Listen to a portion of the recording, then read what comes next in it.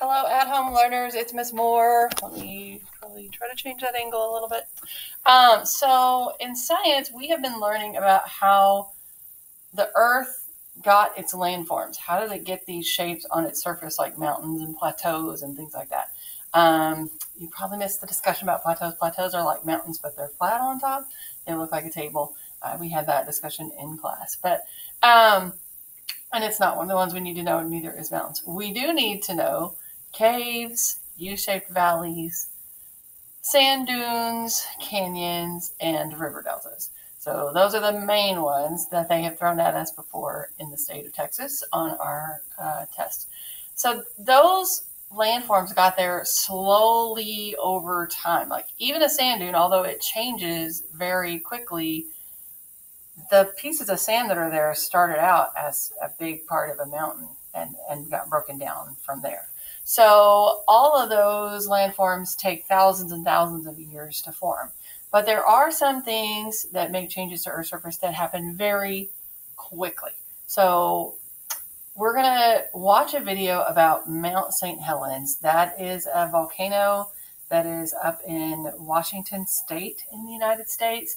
And in 1980, I was 6 years old, almost seven, when Mount St. Helens erupted. And I remember that there were news cameras there.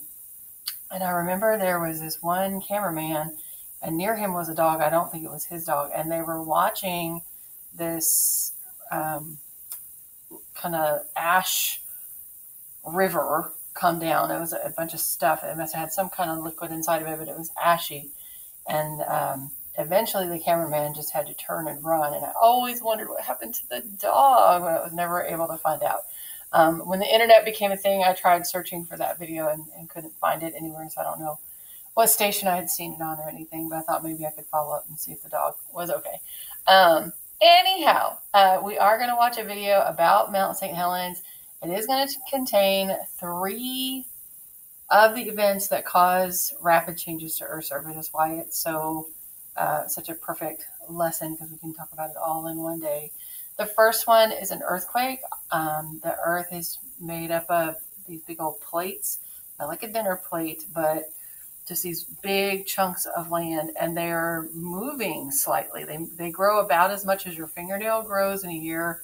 But sometimes they move apart, which can cause an earthquake. Sometimes they move together, and sometimes they rub alongside each other.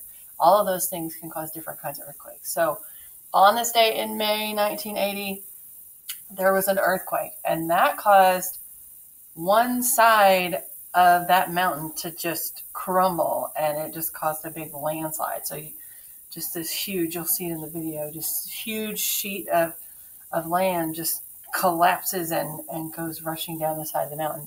And then finally the volcano started erupting. Now, it's not what I traditionally think of as a volcano erupting, but there are different types of volcano eruptions. Some of them have, lava shooting out up into the air, although that's fairly rare.